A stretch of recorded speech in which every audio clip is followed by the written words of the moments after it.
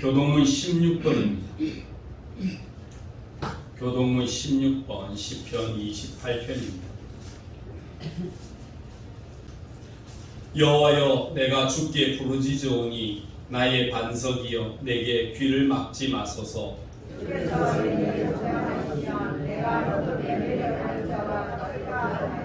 내가 주의 지성소를 향하여 나의 손을 들고 주께 부르짖을 때에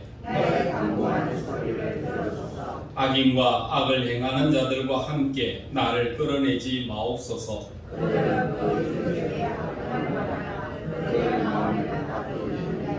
그들은 여호와께서 행하신 일과 손으로 지으신 것을 생각하지 아니하므로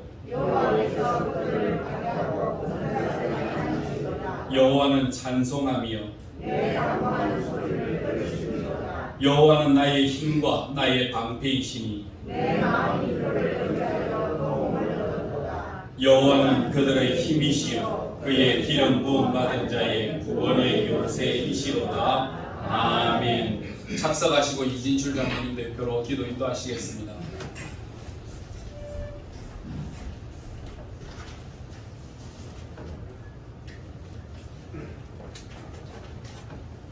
다 함께 기도하겠습니다. 사랑과 은혜가 풍성하신 아버지 하나님, 지나간 한 주간도 주님 날개 보호해 주셨다가 오늘 거룩한 성일을 맞아 건강한 몸으로 하나님 처소로 인도해 주신 하나님께 감사와 영광과 찬송을 올려드립니다.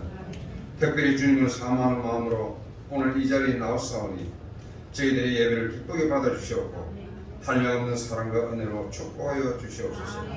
거룩하신 아버지 하나님, 주님께서는 죄로 말미암아 죽을 수밖에 없는 저희들을 세상 가운데 특별히 분별하여 주님의 귀한 자녀로 택하여 주시지만 저희들은 믿음이 부족하여서 주님의 말씀에 순종하지 못하고 세상과 짝하며 살아왔음을 이 시간 고백합니다. 이 시간 알고 모르고 지은 죄를 주님 전에 뿌려 엎드려 자복하며 회개하오니 저희들의 죄를 주님의 보혈로 깨끗하게 치유하여 새 사람 되는 놀라운 은혜를 체험하게 하여 주시옵소서. 능력 주신 아버지 하나님, 지금은 코로나19의 장기화로 인해서 우리나라를 비롯한 전 세계가 혼란에 빠져 있음을 고백합니다. 백신은 맞았지만 새로운 변이가 다양하게 발생하여서 전 세계를 공포 분위기로 몰아가고 있는 이때에 능력 주신 아버지 하나님께서 코로나를 개발하는 모든 분들에게 지혜를 허락하여 주셔서 지금보다 더 나은 백신은 물론 치료제를 개발하여 전 세계인들이 하루속히 일상으로 돌아가게끔 역사하여 주시옵소서. 저희 교회를 위해서 기도합니다. 흑암의 세력이 아주 강한 이 합천 땅에 저희 교회가 맡은 사명을 잘 감당할 수 있도록 은혜 주심을 감사합니다. 특히 내년에 있을 대통령 선거로 인해서 정치적으로 매우 혼탁한 가운데 있지만 주님께서 일찍이 뜻이 계셔서 여기에 십자가를 우뚝 세워주신 만큼 주님의 교회가 조금 더 흔들리지 않도록 붙들어 주시옵소서. 말씀을 듣겠습니다. 주님의 말씀을 전가하시기 위해 지난 일주일 동안 준비하여 단위에 쓰신 담임 목사님을 강건적으로 붙들어 주시고 성령의 역사가 강하게 임하게 하여 주시옵소서. 주님의 말씀을 선포하실 때에 능력의 능력을 더하여 주셔서 듣는 저희들 모두가 하나님의 은혜를 받아 병든 자가 벌떡 일어나며 부족했던 내 믿음이 한 단계 성숙되며 시험을 당하는 자에게는 새로운 참 소망을 주시고 심령이 가난한 자에게는 복을 주시고 주님의 사랑이 목말라 있는 자에게는 값없이 주는 주님의 무한하신 따뜻한 사랑을 마음껏 받아 누리는 놀라운 시간이 되게 인도하여 주시옵소서.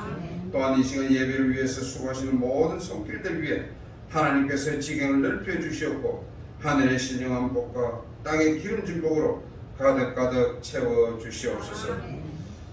특별히 오늘 거룩한 생일을 맞아서 모든 일을 제쳐두고 참석한 모든 백성들 위에도 동일한 은혜를 허락하여 주시옵소서. 예배의 시중을 주님께 의탁드리옵고 알파요 오메가 되시는 우리 주 예수 그리스도의 이름으로 감사하며 기도드리옵나이다. 아멘.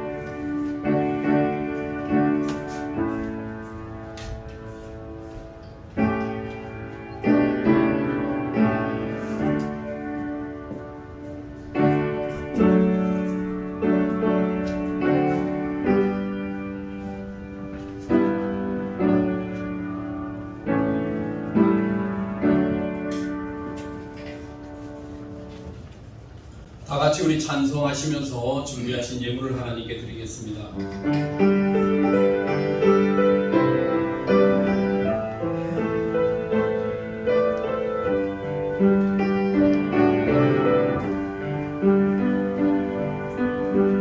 내 마음 주께 바치옵니다.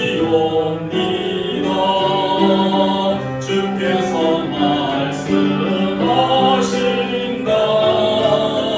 내게로 오라 오직 내게로 그 말씀 따라서 이 마음 주께 바치고 이 몸도 드리옵니다. 내 마음 주께 바치옵니다. 오 나의 주님이시여,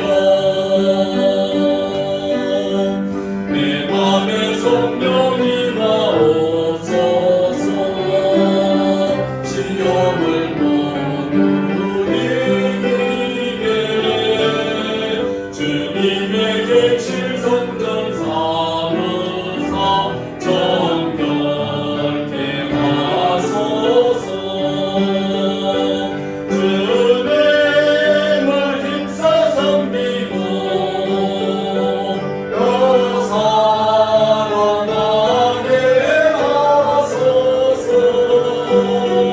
내 마음 주께 바치옵니다.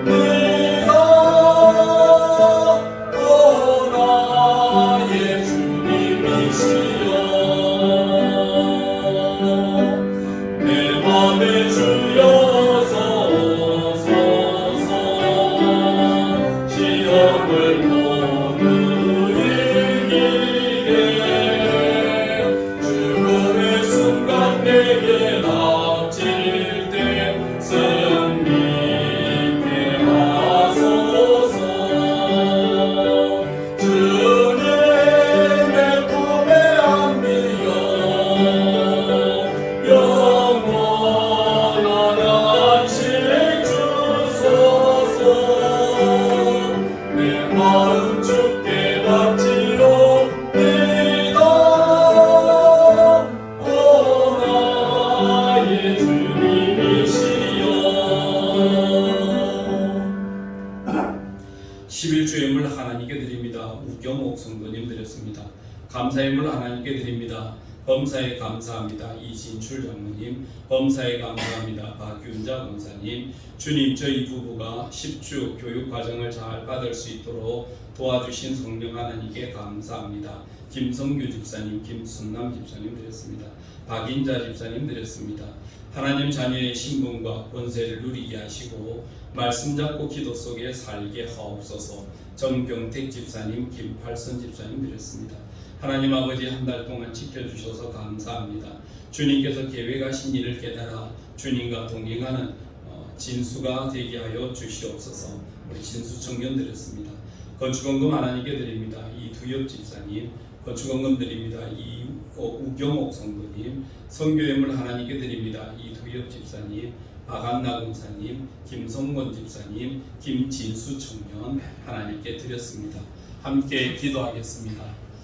거룩하신 하나님, 은혜와 사랑을 감사합니다. 귀한 성도의 귀한 마음과 귀한 손길들을 기억하여 주시옵소서. 우리의 물질이 있는 그곳에 우리의 마음이 있다고 하신 주님, 오늘 귀한 우리의 마음을 하나님의 전 앞에 표시하면서 또한 모든 성도들이 몸과 마음을 다하여 가장 귀한 것으로 드릴 수 있는 은혜와 복을 주시니 감사합니다. 마음의 소원은 사람에게 있어도 말의 응답은 우리 하나님께로부터 남을 저희가 늘 잊지 않게 하여 주시고 내 모든 구하고 찾는 가장 좋은 것 하나님께 있음을 알고 하늘의 문을 두드리며 천국은 침노하는 자의 것이라고 하신 것처럼 침노하는 마음으로 주님 앞에 다가가 하늘 문을 두드릴 때마다 열리는 은혜와 열리는 복을 얻게 하여 주시옵소서. 우리 성도들 이 땅에 살아가며 하나님의 은혜를 날마다 누리게 하여 주시고 마음속에 깊이 체험하여 나갈 수 있는 복과 생명력이 나타나게 하여 주시옵소서. 오늘도 우리 성도들 삶 속에 모든 필요하고 모든 구하는 것 하나하나마다 하나님 앞에 아뢰일 때에 주께서 기억하여 주시고 약속하신 대로 더 좋은 것으로 저들에게 허락하여 주시옵소서. 믿사옵고 예수님의 이름으로 기도드리옵나이다. 아멘. 교회 소식 알려드리겠습니다. 우리 앞에 화면을 봐도 나옵니다. 오늘 저희 교회에 오신 우리 교우 여러분들을 진심으로 환영합니다. 우리 처음 오신 분들은 예배 후에 저 만남의 시간도 가져주시기를 바랍니다. 우리 그 성양 성도님은 그동안 이제 계셨던 그 창녕에 계셨다가 또 대구로 가셔서 대구에서 치료를 받으시다가 또 이틀 뒤에 또 다시 창녕으로 돌아오신다고 합니다. 위에서 기도해 주시기를 바랍니다. 우리 백남규 집사님이 얼마 전에 코로나 예방주사를 맞으셨습니다. 아스트라제네카에 맞으셨는데 맞고 난 이후에 몸에 마비 증상이 와서 한 이틀 동안 병원에 입원을 하면서 큰 위기를 지냈답니다. 하나님 은혜로 마비에서 풀리고 다시 건강을 회복했다고 다음에 합천에 와서 교회 오겠다고 이렇게 말씀하셨습니다. 나중에 오거든 한 번 더 뵙고 또 만나고 또 인사 나눌 수 있는 시간이 되었으면 좋겠습니다. 다른 특별한 광고 있습니까? 다른 특별한 광고 없으면 함께 하나님 말씀 나누겠습니다. 누가복음 18장 신약성경 누가복음 18장 1절부터 8절까지 말씀입니다.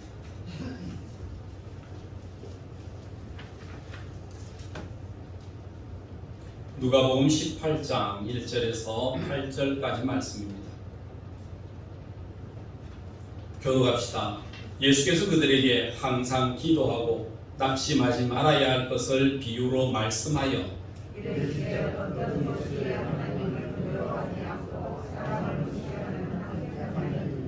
그 도시에 한 과부가 있어 자주 그에게 가서 내 원수에 대한 나의 원한을 풀어주소서 하되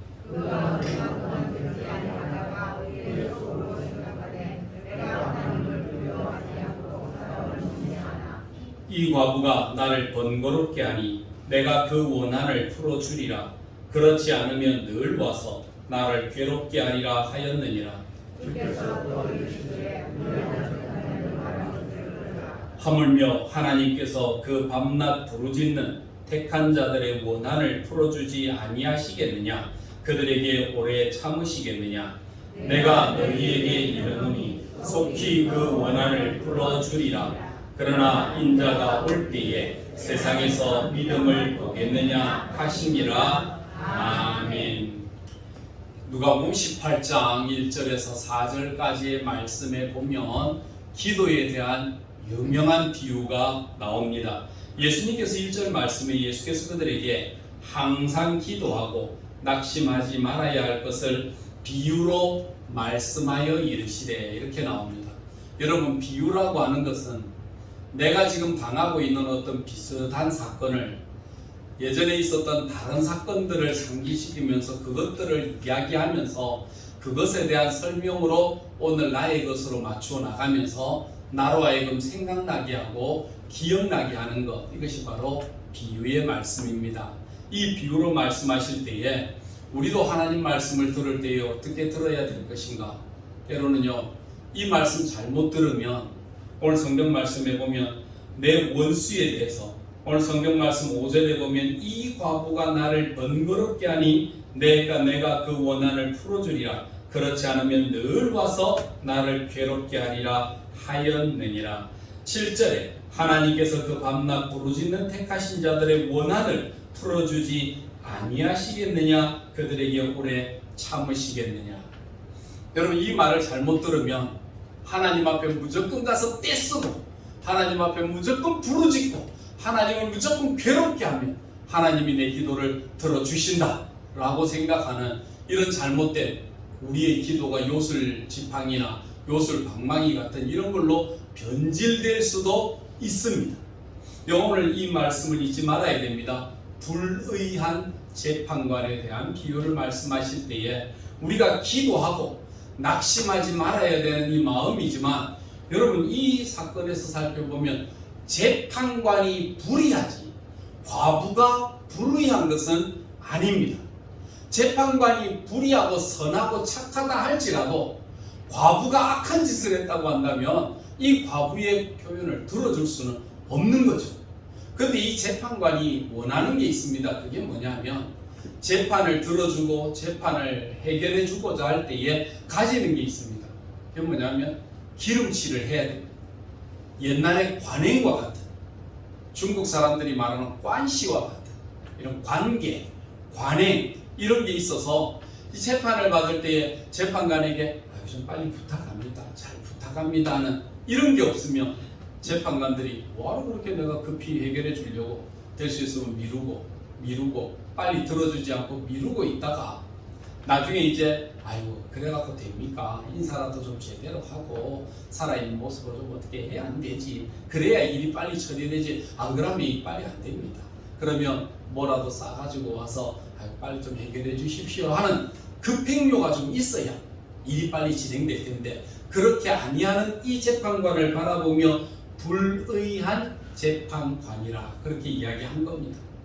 그러니까 여러분이 잘못 생각해서 무조건 막 우리는 막 하나님 앞에 구하고 또 드리면 하나님 다 들어주신다 이런 거 아닙니다.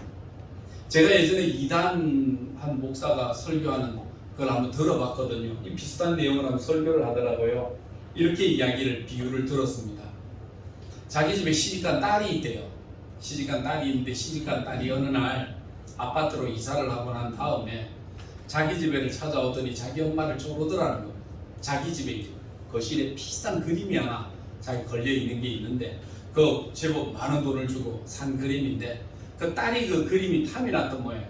그래서 엄마 시집도 가고 이번에 집도 옮기고 손님들도 오고 이러는데 집에 벽면이 너무 허전하더라. 그러니까 엄마 저 그림 좀 잠시 가져가서 걸어놔놓고 손님들 올 때에 그때 맞이하고 보여주고, 그 다음 우리 잔치 끝나고 손님 끝나고 나면 도로 갖다 줄게, 저거 좀 갖다 우리 집에 걸어 놓으면 안 돼 라고 이야기를 하더라는 겁니다. 그 이야기를 들으면서 엄마도 아빠인 자기도 안다는 겁니다. 딸이 뭡니까? 시집간 딸은 뭡니까? 도둑놈이거든. 이거는 가져가면 안 온다는 걸 뻔히 아는 거예요. 그렇지만 그걸 알지만 그 딸이 와서 그렇게 아빠 엄마하고 쫄라대니까 어떻게 내 자식이 쪼르는데 안 줄 수가 있냐. 그래 좋다, 가져가, 갖다 걸어놔라. 그리고 간 그림이 지금까지 돌아오지 않습니다. 딸의 마음은 내가 도둑놈인 줄 알지만 그래도 자식이 달라는데 어찌 안 줄 수 있습니까? 이게 부모의 마음 아니겠습니까? 우리가 죄인이고 우리가 악한 자입니다. 하나님이 우리가 어떤 마음으로 구하는지 압니다. 악한 마음과 악한 행동과 악한 동기로 구하려는 거 다 알지만, 그러나 하나님이 사랑하는 자녀가 그렇게 구하면 하나님 들어주셔야죠. 그러니까 하나님 앞에 기도할 때는 무조건 하나님 앞에 공갈이라도 하세요. 하나님 내가 잘 되면 내가 하나님 앞에 뭐 이것도 하겠습니다, 저것도 하겠습니다, 이렇게도 하겠습니다, 저렇게도 하겠습니다. 심지어는 하나님 내 자식 신학교 보내서 주의 종 만들겠습니다, 드리겠습니다. 얼마든지 기도하세요. 그리고 나서 기도 응답되고 나서 안 드려도 하나님 여러분 마음 아십니다. 안 드려도 하나님 그거 갖고 책망하지 않으십니다. 그렇게 설교하더라고요. 그럼 맞습니까? 맞습니까? 이게 부당거래 아닙니까? 하나님과의 부당거래를 이루는 거 아닙니까? 하나님을 속이고 하나님도 속아주고 그게 불법이고 불인 줄 알지만 그래 그렇게 해라, 뭐 내 자식인데 뭐 뭔들 못하겠냐, 그렇게 이야기를 한다는 겁니다. 여러분 이 성경 말씀을 들을 때 정말 그런 영적인 독약을 마시기 바랍니다. 그 영적인 독약입니다. 독가스와 같은 것인데 여러분 그렇게 취하면 안 됩니다. 여기에서 분명히 이야기가 하고자 하는 것은요, 불의하다는 것은 재판장에 대한 이야기입니다. 이 사람은 이 과부가 옳지 않은 짓을 한 게 아니라는 걸 알아요. 알지만 그냥 해줄 수 없다는 겁니다. 내가 이 자리에 오기까지 얼마나 고생했는데, 내가 이 자리에 오기까지 얼마나 많은 돈을 들였는데 공짜로 해줄 수는 없지. 라고 이야기하는 불의한 재판관에 대한 이야기이지, 여러분 이 과부가 불의하다는 것은 아닙니다. 오늘 성경 3절에 보면 그 도시에 한 과부가 있어. 첫째는 과부이고요, 둘째는 자주 그에게 가서 내 원수에 대한 나의 원한을 풀어 주소서라고 구하는 겁니다. 누구? 원수가 있었다는 거예요. 근데 이 사람에 대한 어떤 원한이 있다는 거예요. 이것을 풀어 주시옵소서. 여러분 이 원한이라고 하는 단어를 참 표현하기 어렵거든요. 이 뭐 영어 성경에는 justice 이렇게 표현되었는데요, 이 원한이라는 말을 뭐라고 표현하지 못합니다. 이 남자들은 잘 없는데 여자들에게는 이게 있는가 봐요. 한의회가 양방, 특별히 이제 신약을 담당하는 병원에 가면, 아이고 왜 그렇습니까? 선생님 내 속에 한이 맺혀서 그렇습니다. 한이 뭉쳐 있습니다. 뭔가 이 뭉쳐 있는 게 이게 한입니다. 이러면요, 의사 선생님 뭘 하죠? 의사 선생님 뭘 하죠? 그런 게 어디 있습니까? 아이고 한의사들 이야기하는 거 믿지 마시고 그런 거 없습니다. 단지 경직하고 긴장을 해서 위가 좀 굳어 있을 뿐인데, 예, 근육 풀리는 약 좀 드리겠습니다 이라고 처방을 해주거든요. 근데 한의원에 가면요, 한의사 선생님들이 하고 속이 아프고 힘이 듭니다. 그러면 한의사들이 이래 진맥을 하면서 뭐라고 이야기합니까? 속에 한이 뭉쳐있네, 속에 꽉 맞춰 이게 한입니다. 그러면 어째 내 속을 그래 잘 아십니까? 이 맺혀있는 이 한을 풀어주기서 약 지어드릴게요. 마음 편안하게 되시고 약 잡수시고 사이소. 한의사들은 그런 이야기를 하거든요. 한을 뭐라고 표현할 수가 없어요. 그래서 심지어는 영국에 있는 옥스포드 사전의 영명사전에 보면 이 한이라고 하는 낱말을 표현할 때 뭐라고 표현할 수, 영어로 대체할 수 있는 단어가 없어요. 그래서 영국의 옥스포드 사전에 보면 이 단어를 HAN, 한이라고 해서 그대로 팍 막아놨어요. 한국 사람들의 독특한 의식구조 중에 하나인데, 우리 마음속에 원한이, 답답함이 쌓이고 쌓여서 뭉쳐진 응어리와 같은 것, 이렇게 만들어서 한이라고 영국 옥스포드 사전에 우리나라만이 가지는 독특한 문화의 형태를 거기다 심어놨습니다. 이제 옥스포드 영영사전 하나는 사두십시오. 한국인이면 자연스럽다, 자랑스럽다. 한의 민족인 저와 여러분은 압니다. 한이라는 게 있어요. 여러분 과부라고 오늘 나와 있습니다. 여러분 이 과부라고 하는 이 말은요, 참 우리가 생각하는 요즘의 그런 형태와는 좀 다릅니다. 옛날에는요, 이 과부가 되고 나면, 남편이 죽고 나면 모든 끈이 다 끊어집니다. 첫째는 가정에서의 자기 역할이 없어요. 어머니가 홀로 되었는데 자식들이 볼 때에 이 어머니 어떻게 하냐 라고 이야기할 때 아들이 뭐 어머니니까 우리 집에서 내가 잘 모시겠습니다 이러면 그 집안에 이제 어머니로 계실 수 있는 거예요. 그런데 아들들이 우리 어머니는 같이 살고 싶지가 않습니다. 힘듭니다. 우리 어머니는 못 살아요. 그러면 어머니 집을 나가야 됩니다. 그럼 어디에 기도할 데도 없어요. 친정집에도 가야 되는데요. 친정집에를 가야 되는데 친정집에도 가지 못해요. 왜냐하면 옛날에 그 고대 사회, 이 유대도 마찬가지지만 여자가 시집을 갈 때 되면 남자가 와서 지참금을 지불하고 여자를 데려가요. 지참금을 주고 여자를 데려가는데, 여자가 가서 친정집에 가서 내가 우리 집에 들어갈게요 라고 이야기하면 친정집에서는 받았던 지참금을 다시 토해내서 그 시댁으로 돌려줘야 됩니다. 나중에 그 결혼 이래 돼서 과부가 돼서 갔는데 왜 안 주냐라고 이야기하면요, 그거는 할 말이 없는 거예요. 그거 줘야 돼요, 법상으로. 그렇기 때문에 지참금을 돌려줘야 되기 때문에 친정이 그렇게 잘 살지 않으면요, 지참금을 못 주기 때문에 딸 자식이라도 우리 가정에 데려오지 못하는 겁니다. 근데 억지로라도 내가 이 집에 그냥 남아있어야 되겠다, 내가 그냥 남아있을게, 그냥 남아있을란다 이러면 어머니의 신분은 그 집에서 없어집니다. 그 다음에는 무슨 신분으로 남아있느냐면 종의 신분으로 그 가정에 남게 됩니다. 그래서 거기 있으면서 그냥 얻어먹지는 못하고 뭔가 일을 해야 됩니다. 사회적 보장장치도 없습니다. 아무것도 없어요. 그렇기 때문에 그 당시의 과부라고 하는 것은요, 굉장히 아무것도 없는, 의지할 데도 없는, 사회 보장도, 친정집도, 심지어는 자식조차도 없는 그런 어처구니 없는 그런 삶의 자리에 들어가게 되는 것, 이것이 바로 그 당시에 이 여자가 처해 있는 바로 그 환경입니다. 이런 환경 속에 있으니까 이 여자에게서 뭘 바랄 게 있습니까?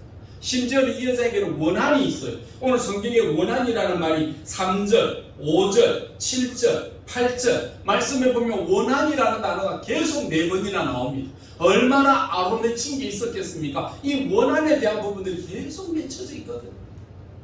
그러니까 이 원한을 풀어주소서, 원한을 풀어주리라, 원한을 들었지 않느냐, 원한을 내가 풀어주리라라고 말하는 이 원한에 대한 이야기가 계속 4번이나 강조되고 있는 겁니다. 여러분, 오늘 이 땅에 살아있는 하나님의 자녀인 저와 여러분에게도, 우리에게도 알지 못하는 원한이라는 게, 이루지 못한 그것에 대한 안타까움이라는 게 뒤돌아설 수밖에 없는 그런 한이 저와 여러분에게들 왜 없겠습니까? 그런 원한을 가진 우리 인생들에게 오늘 예수님께서 이 말씀을 주시는 겁니다. 또 하나 주시는 게 있습니다. 이 말씀을 주시기 위해서 18절 말씀인데요. 내가 너희에게 이르노니 속히 그 원한을 풀어주리라. 그러나 인자가 올 때에 세상에서 믿음을 보겠느냐 하시니라. 가뜩이나 원한을 이야기하고 기도를 이야기하시다고 이 믿음에 대한 이야기가 왜 나옵니까? 여러분, 이 18장의 1절부터 나오는 이 말씀이 나오기 전에 17장에 무슨 이야기가 나오느냐 하면 종말에 대한 비유가 나옵니다. 마지막 종말의 시기가 우리에게 다가오게 되면, 종말의 때가 되면 사람들이 저마다 방황하고 흔들리고 고통스러운 때가 당하는데, 마치 그 때가 노아의 때와 같고 롯의 때와 같은 그런 시기가 너희들에게 임하게 될 것이다 라고 하는 경고의 말씀을 주십니다. 여러분, 우리가 기도를 안 합니다. 아니 기도를 안 한다기보다도 기도를 못할 때가 많이 있습니다.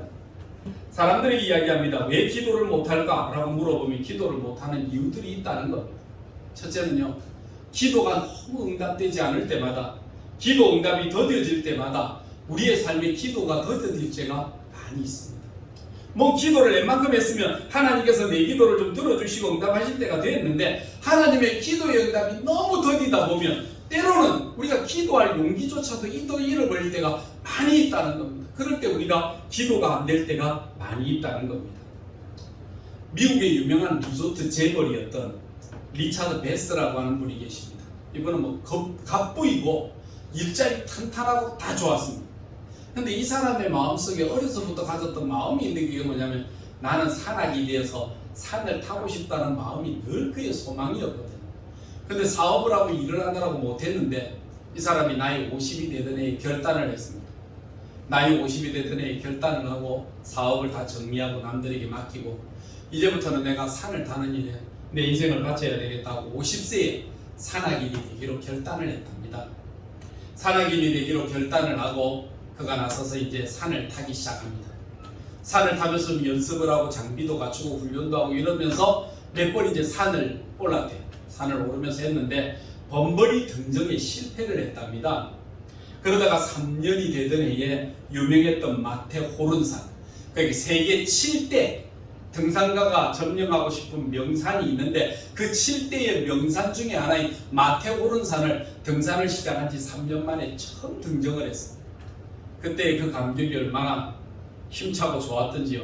그 끝나고 난 뒤에 계속 남은 7개의 7대 산을 내가 점령하고 싶다고 해서 에베레스트 산으로부터 시작해서 자기가 점령하고 싶은 산을 그가 60이 되기 전에 다 7대 산을 다 점령했습니다. 기자들이 물었습니다. 선생님, 그렇게 산을 점령하고 그렇게 나갈 때에 그때 무섭지 않았습니까? 힘들지 않았습니까? 라고 이야기할 때에 이 리차드 베스라고 하는 사람이 뭘 이야기했느냐면, 내가 세상을 살아가면서 느끼는 것은 손쉬운 승리를 자주 하고 많이 가지는 것보다 큰 실패를 자주 해보는 것이 인생에 큰 도움이 되더라. 나는 큰 산을 향하여 올라가려고 몇 번의 실패를 거듭하고 몇 번 넘어짐을 겪었지만, 그때마다 불굴의 도전과 의지가 생각나서 더 도전하고 싶고 더 가까이 하고 싶은 그런 마음이 내 속에서 불붙듯이 일어났고, 그것이 바로 세계 7대 명산을 다 점령하는 계기가 되었다라고 이야기를 했거든요.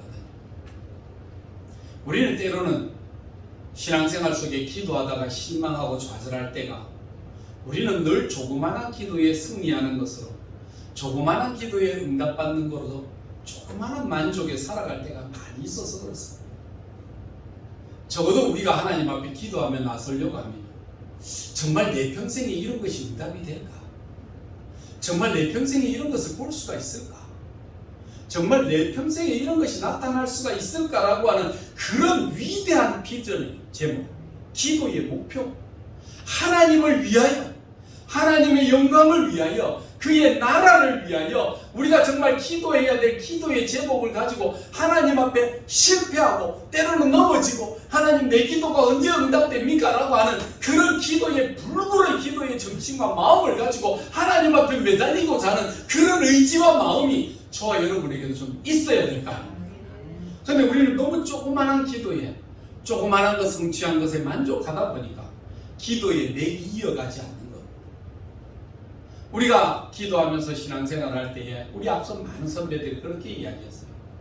기도의 샘을 팔 때에 많은 사람들이 마치 우물 팔 때에 우물을 파서 땅을 파다가 물이 툭 솟아나면 그 물 솟아나는 걸로 만족하고, 아이고 이거 채이면 물 먹으면 되겠다 하는데 어리석은 입니다. 우물에 물이 솟아나기 시작하면 그때부터 계속 파고 깊이 들어가다 보면 그 속에 더 맑은 물이 나오고 더 시원한 물이 나오고 더 좋은 물이 나오는데, 사람들이 요새도 보면 영적인 샘을 파는데 조금 파가지고 그 물 나오는 거 가지고 그걸로 만족하고 사는 거 보니까 참 그래요. 그래서 오늘날 세대에 보면 영적 믿음의 거장들이 나오지 않는 것은 우리의 기도가 너무 조그마한 것에 만족하고 조그마한 것에 실망하고 조그마한 것에 좌절되기 때문이 아닌가. 그래서 우리가 정말 기도의 승리자가 되고 기도의 힘을 얻는 사람이 되면 영적인 깊은 샘, 정말 내 평생에 이루지 못할 하나님의 놀라웠고 위대한 그 사명을 붙잡고 하나님 앞에 기도하면서 믿음으로 전진해 나가는 기도를 할 때에 정말 우리 평생에 될까 했던 그 일이 우리 평생에 이루어지는 놀라운 일을 경험하게 될 것이라는 겁니다. 너무 쉽게 좌절하고 너무 쉽게 깨뜨려지는 우리의 연약함 때문에 그렇다는 겁니다. 또 하나는 우리의 기도들이 너무 그렇게 쉽게 약해지는 부분들이 있는데, 그게 뭐냐면 우리의 삶 속에 너무 사리분별이 잘 안 된다는 겁니다. 예수님께서 우리에게 기도를 말씀하시면서 기도에 대한 부분들을 야고보서도 우리에게 가르쳐 주지만 기도에는요 윤리성이라는 게 빠질 수가 없습니다. 기도에는 윤리성과 도덕성이라는 게 있습니다. 그래서 예수님이 기도하실 때도 우리에게 뭘 이야기하십니까? 너희가 기도할 때에 너희 원수에 대한 너희 원한이 있는 것도 내가 알고 있다. 그러나 너희가 기도할 때에 정말 기도의 응답을 받으려고 하면 먼저 용서하라. 용서 후에 나와 하나님 앞에 기도하라라고 말씀하셨거든요. 근데 우리의 기도 속에는 뭐가 있느냐면 그냥 우리의 마음의 소원대로 하나님만 그냥 내 원수가 이렇게 되었으면 좋겠다. 가다가 막 넘어지기를, 다리라도 툭 삐기를 원하고, 아이고 막 어떻게 그 원수가 보면 먹는 거는 어떻게 이렇게 잘 먹는지, 저거는 병도 안 나나 먹고 좀 먹어도 소화도 좀 안 되게 해주시면 안 됩니까 하는 그런 마음에 막 한이 내 마음속에 가득 찰 때가 있다. 그럴 때 우리의 마음속에 도덕성이라는 게 있어. 너희가 기도할 때에 형제를 향하여 용서하고 형제를 향하여 너희 원한을 풀어라. 그래야 너희의 기도가 응답되지 아니하겠느냐 이렇게 말씀하셨어요. 그러니까 우리가 기도해 나가면서 우리의 기도가 늘 실패될 때마다 우리가 넘어질 때가 많아요. 그래서 기도를 해 나갈 때마다 우리가 버려야 될 게 있습니다.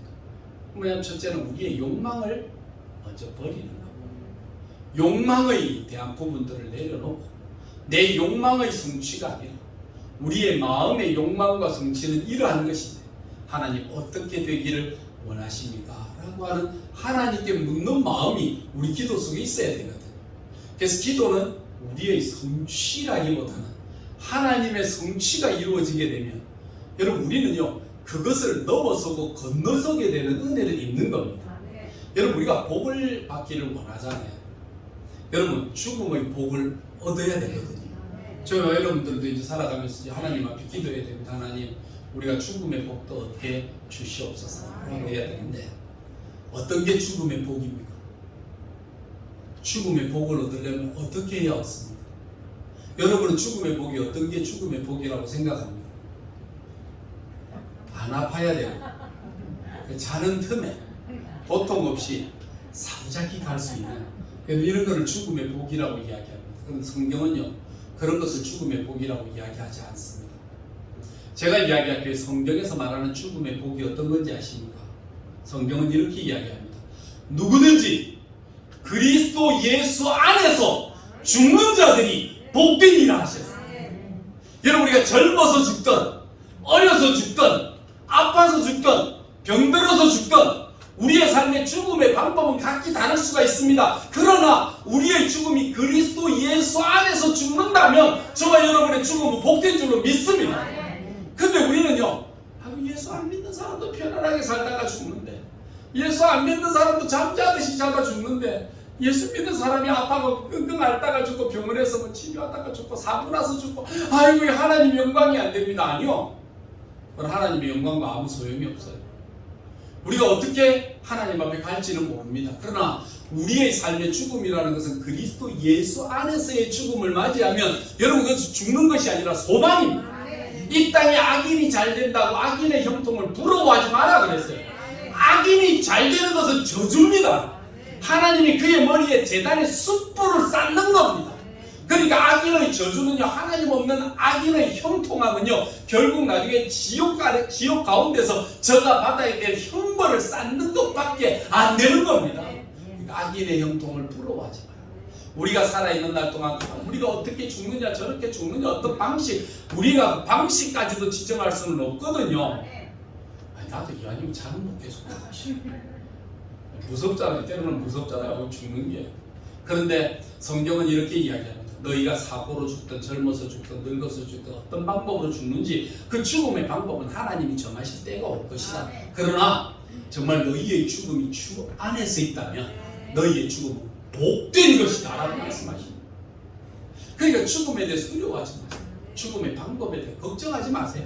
내가 예수 안에 있느냐 없느냐 그것만 확인하세요. 내가 예수 안에 있다면 그 방법이 어떠하든지 우리의 죽음은 복된 죽음인 줄로 믿습니다. 그렇기 때문에 우리는 이미 죽음의 복을 이미 받았어요. 여러분, 이것이 저와 여러분이 가져 있는 거거든요. 성경을 바르게 보고 성경을 바르게 알아야만, 너무 그런 요란을 떨 필요가 없는데 모르기 때문에 자꾸 요란을 떨고 모르기 때문에 자꾸 그렇게 하는 것 같은데, 여러분 절대 그렇지 않습니다. 그래서 우리가 기도해 나갈 때 욕망에 기초하면서 나아가지 말아야 된다는 것입니다. 그 다음에는요, 우리가 좀 기도할 때에 겸손해야 돼요. 위대한 기도의 사람들은요, 캐더린 쿨만이라고 하는 분 계신데요, 이분은 기도할 때마다 병든 사람이 있느냐, 나에게 나오세요. 내가 기도합니다. 손 얹어서 기도합니다. 내가 기도하니까 나았다. 여러분, 이 교만입니다. 기도에는 겸손입니다. 캐더린 쿨만은 기도할 때마다 이렇게 이야기합니다. 오늘 누가 아프시고 힘든 분 계세요? 좀 힘들어요. 아파요. 그러면 자, 우리 모두 하나님께 이 자매의 치유를 위해서 우리 다 같이 기도했으면 좋겠습니다. 우리 간절한 마음으로 하나님 앞에 기도합시다. 그럼 같이 기도해요. 기도하면요, 기도 중에 치유될 수도 있고, 오늘은 아니더라도 다음에 왔을 때 그때 기도 치유받았습니다 라고 이야기하면요, 보십시오, 내가 기도해서 나왔습니다 이런 말 안 해요. 그분은요, 우리가 기도합시다 하니까 그 간증을 들으면요, 모든 사람이 같이 우리가 하나님 앞에 기도할 때 하나님께서 우리의 기도를 들어주셨습니다. 영광의 박수를 돌립시다. 그래, 박수를 치고 내가 했습니다 하면 그 영광은 내가 받는 거예요. 하나님이 주신 은사로 우리가 일하고 난 뒤에 내가 교만해서 내가 했으니까, 내가 봤으니까, 그러니까 내가 받아야 된다라고 생각하는 그것 자체가 교만이라는 거예요. 그런 교만한 자에게는요, 다시 없습니다. 하나님이 계속적인 은혜를 부어주시겠습니다.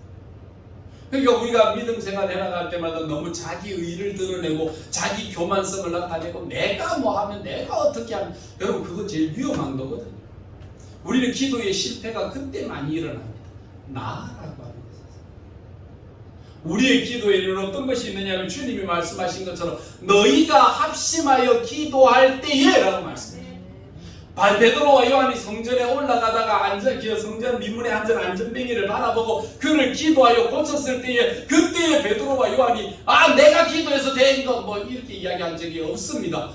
우리의 행한 일에 대해 왜 우리에게 이렇게 하느냐, 우리가 받을 것이 아니라 오직 하나님께서 하셨느니라.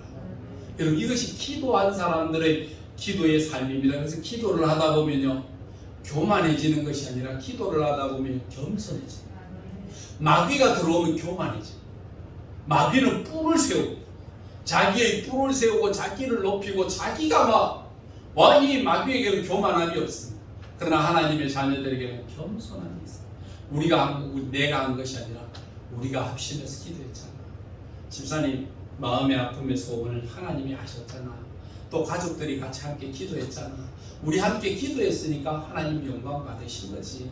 사람에게 어떤 특별한 능력이 있는 줄 자꾸 생각하지 마라. 사람을 의지하지 말고 하나님을 의지해라. 여러분, 이런 기도가 결국 응답의 큰 역사를 이루어내는 거거든. 근데 우리가 기도하면서 잘못 나오게 되는 것은 뭐가 나오느냐 하면 자꾸 내가 나오기가 쉬워요. 기도는 나보다 우리보다는 하나님이 세워져야 영광이 되는 줄로 믿습니다. 여러분, 이게 안 될 때마다 나타납니다. 기도는요, 명상이 아닙니다. 어떤 사람은 기도하라 했더니요, 그냥 머리 숙이고 눈 감고 그냥 가만히 있어 머릿속으로 생각하고 있어요. 명상은 기도가 아닙니다. 여러분, 기도는요, 명상은 기도가 아니에요. 기도는요, 우리의 입술을 벌려서 내 소원을 하나님 앞에 아뢰는 게 기도입니다. 명상하다가 내 조불잖아요. 새벽 기도 시간에도 보면 기도합시다 이러면 기도 안 하고 가만히 앉아있어. 아무 소리도 안 하고 나중에 코 고는 소리가 나요. 명상은 기도가 될 수 없습니다. 명상이 기도가 아니라 진정한 기도는 내 입의 발성입니다. 내 소원을 하나님 앞에 아뢰는 거예요. 이런 기도가 될 때에 하나님이 받으시는 기도의 모습으로 나타나게 되는 것이거든요. 오늘 성경 말씀에 보면 예수님께서 이 말씀을 하시면서 그들에게 항상 기도하고 낙심하지 말라라고 하셨던 이 말씀을 우리에게 주면서 기도에 우리가 왜 실패를 자주 하게 될까? 우찌무라 간조 선생님에게 어느 날 제자가 물었습니다. 선생님, 이 세상에는 하나님은 선하신 분이고 능력이 있으시고 힘이 있으신 분인데 이 세상에 왜 이래 선한 사람보다 악한 사람이 많은 것 같고 좋은 소식보다 나쁜 소식이 더 많이 들리는 것 같습니까? 악이 세상을 너무 지배하는 것 같습니다. 견딜 수가 없습니다. 그랬거든요. 그랬더니 우찌무라 간조 스님이 뭐라고 이야기했느냐 하면 우리가 그렇게 보여지고 그렇게 되는 것에는 딱 두 가지 이유가 있기 때문이다. 그렇게 이야기했습니다. 두 가지 이야기가 뭐냐? 첫째는 인류의 죄 문제가 해결되지 않았기 때문이고, 둘째는 믿는 사람들이 하나님 앞에 기도하고 의지하면서 쉽게 낙심하기 때문에 이게 문제다라고 이야기했습니다. 우리는 죄가 해결되지 못합니다. 그래서 사람들은 나름대로의 죄를 해결하기 위해서 법을 만듭니다. 법을 만들어서 죄를 다스리려고 하고, 낙심하는 사람들을 살리기 위해서 제도를 만듭니다. 여러분, 우리 다 한 푼씩 받으셨죠? 안 받으셨습니까? 난 여러분들이 그렇게 재산이 많은 줄은 몰랐습니다. 다 받으셨죠? 더 받으시면 안 뺏어갈게! 되게 숨기고 안 받은 척 하려고 그래요. 받으셨죠? 제도라는 것을 만듭니다. 낙심하지 마시고 힘을 내십시오 하고 복지제도를 만들어서 구휼과 구제제도를 만들어서 돈을 줍니다. 그렇게 하면 사람이 낙심하지 않을까? 여러분, 복지제도가 제일 잘된 핀란드 같은 나라는요, 자살률이 세계 1위입니다. 제도가 좋다고 사람들이 낙심하지 않는 게 아닙니다. 제도의 문제가 아니고 법의 문제가 아니라 인류가 해결해야 될 두 가지 문제, 첫째는 죄에 대한 문제이고 두 번째는 낙심에 대한 문제. 이 문제가 해결되지 않는 한 이 세상의 죄는, 이 세상의 이 악한 문제는 해결되지 않는다는 거예요. 하나님의 백성인 우리가 너무 좌절합니다. 하나님 앞에 기도하지도 않을 뿐만 아니라 기도하고 쉬 낙심.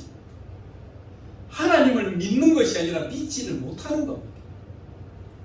예수님도 성전에 대해서 뭐라고 말씀하십니까? 내 집은 만민의 기도하는 집이라고 말씀하시면서 우리에게 기도할 것을 가르쳐 주시지 않았습니다. 그런데 기도하라고 말씀하셨지만 말세가 다가올 때에 말세에 당황하지 마라, 말세에 방황하지 마라, 말세에 흔들리지 마라 라고 말씀하셨지만 말세가 될 때 사람들이 너무 많이 흔들린다. 믿음이 너무 쉽게 떨어진다는 겁니다. 지난 11일은 9.11 테러가 난 지 20주년이 되던 해입니다. 벌써 쌍둥이 빌딩이 무너진 지 20년이 됐습니다. 그것 때문에 탈레반을 잡기 위해서 미국이 오만 수사기관을 다 동원했지 않습니까? 여러분, 이 9.11 테러 사건이 일어났을 때에 그때에 미국 사람들이 그때 어디에 모였느냐 하면 전부 교회에 모였다. 전부 교회를 찾아가고 교회 안에 울부짖고 기도하면서 9.11 테러 사건으로 죽은 사람들, 나라를 이렇게 만들어진 문제에 대한 하나님 앞에 울고 20년이 지나갔지만 그때를 잊지 못하는 사람들이 9.11 테러 사건의 현장에 다시 모였어.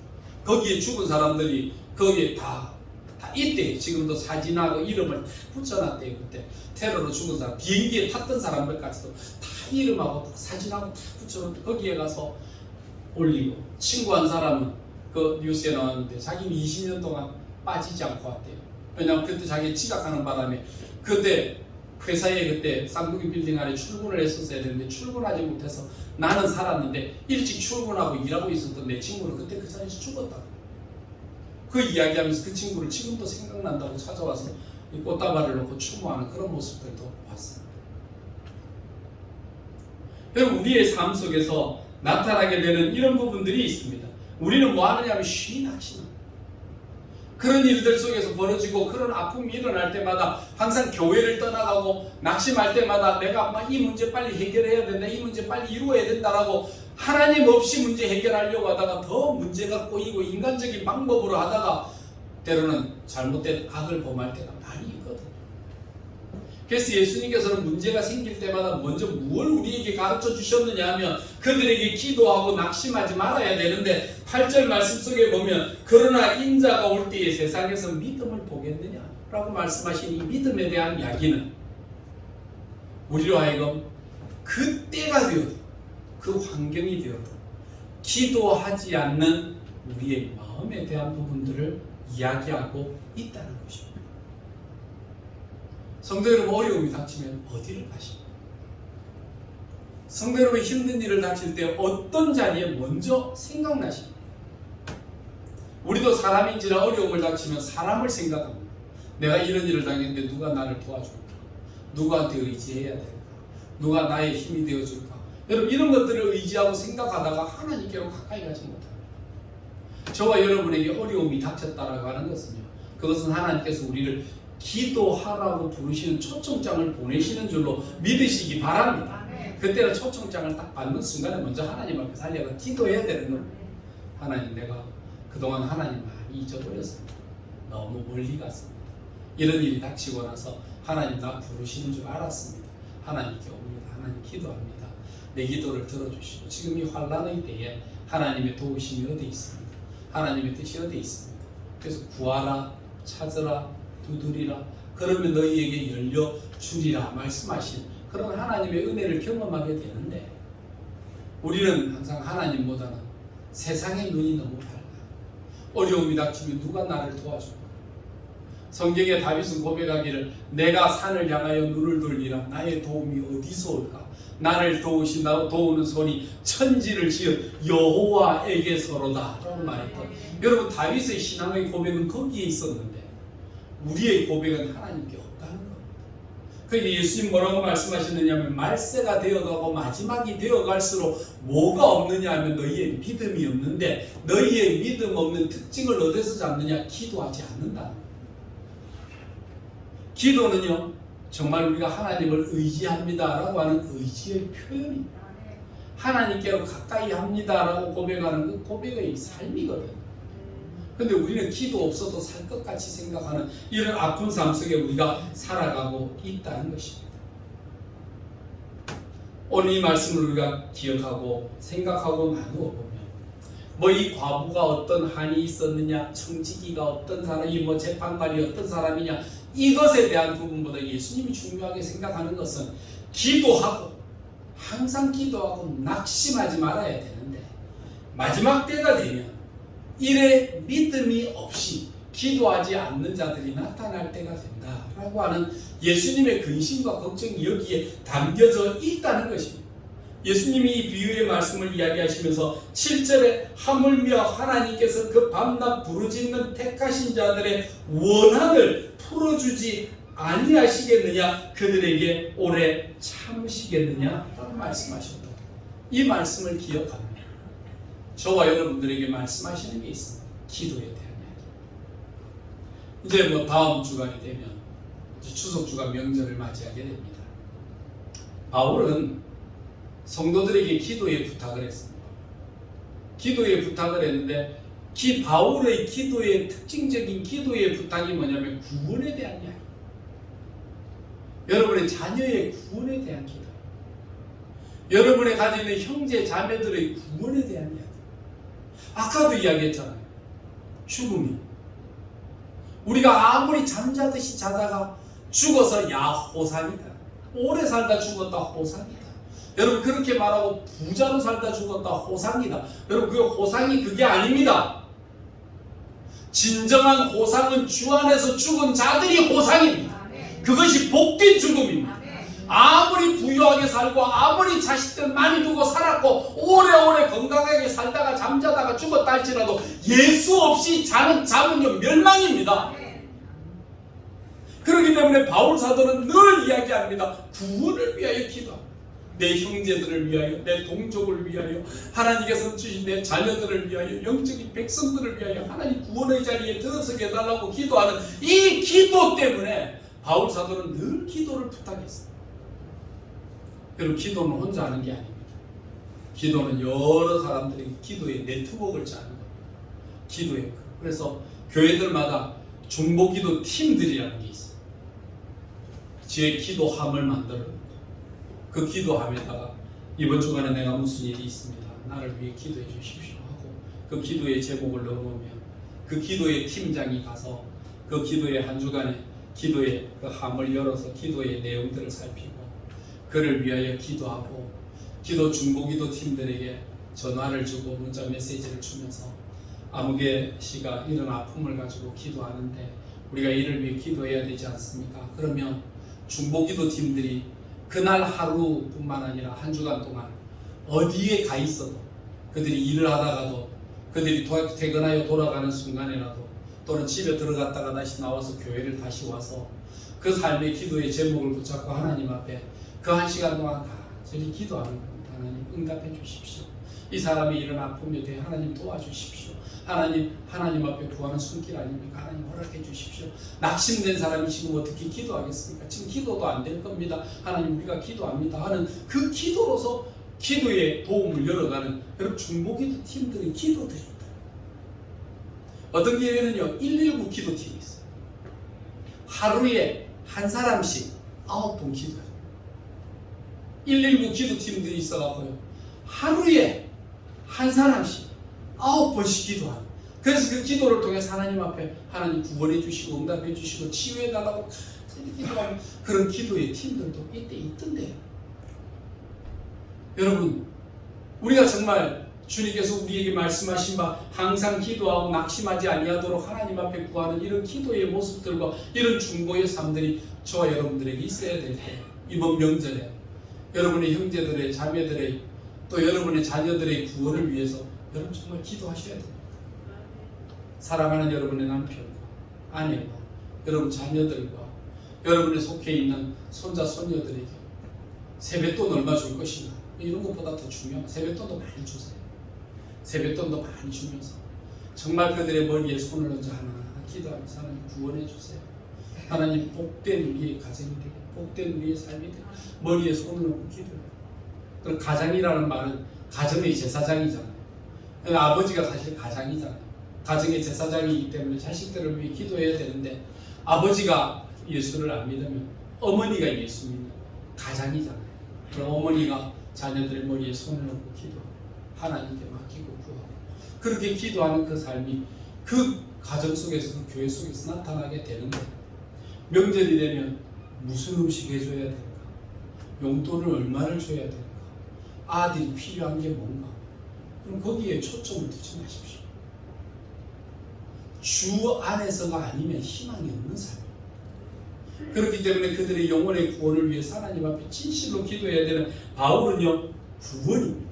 두 번째는요, 바울이 기도했던 것은요, 뭐냐면 나의 섬김이 그들의 필요의 섬김이 되게 해달라고 기도했거든요.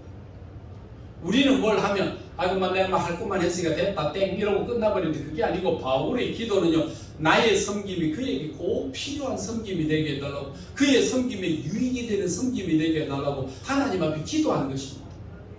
우리 그냥 봉사라고 해서 그냥 뭐라고 처삼촌 벌초하듯이 그냥 막 대충 하고 뚝딱 치워버리고 그냥 적당하게 해버리고 하는 것이 아니라, 정말 내가 섬기는 이 섬김과 정말 내가 섬기는 이 봉사가 그들에게 꼭 필요한 섬김과 그들에게 꼭 원하는 봉사가 되게 해달라고 하나님 앞에 기도했던 게 바울의 기도였거든요. 세 번째는요, 이 일들을 통해서 우리 모두에게 기쁨이 되게 해 주시옵소서 하고 기도하는 이 바울의 기도는요, 이것이 바로 바울의 기도의 요청이었어요. 오늘 저와 여러분들이 마지막 때가 되면 너희 그 믿음을 보겠느냐 말씀하셨던 예수님의 말씀을 생각하면서 예수님의 이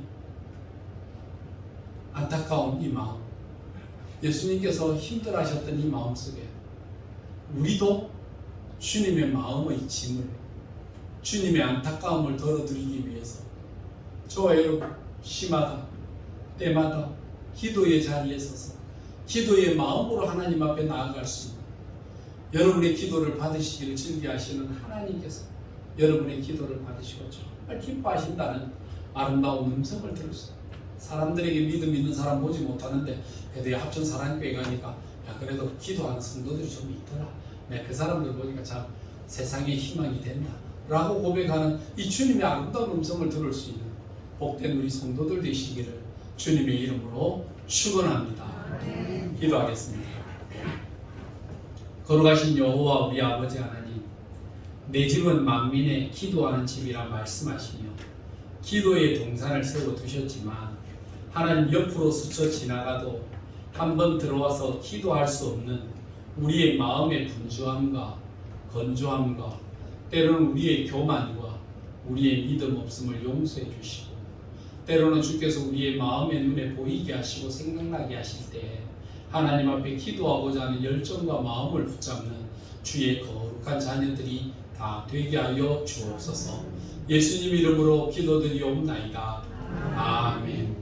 이제는 우리의 기도의 영원한 보증과 확정이 되어 주시는 우리 주 예수 그리스도의 은혜와 그 아들의 이름으로 기도하는 자들에게 들어주시고 응답하시되 가장 좋은 것으로 우리에게 허락하시는 하나님 아버지의 무한하신 사랑하심과 우리의 마음에 기도할 마음이 없이 낙심될 때마다 내 영을 불러일으키시고 내 눈을 들어 나를 위해 친히 중보하시는 예수 그리스도의 하나님의 우편보좌를 보게 하시는 성령 하나님의 놀라우신 역사가 믿음 없는 세대에 하나님을 찾지도 아니하고 구하지도 아니하고 하나님이 주신 것에 대해 가치 없다 생각하고 나가는 이 세대를 벗어나 오직 하나님만이 우리의 영광이요 최고의 가치임을 알고 기도하며 더 그 앞에 서기를 원하는 하나님의 백성들 머리머리 위에 구원받을 그들의 자녀와 가정 위에 이제로부터 영원토록 함께 있을지어다.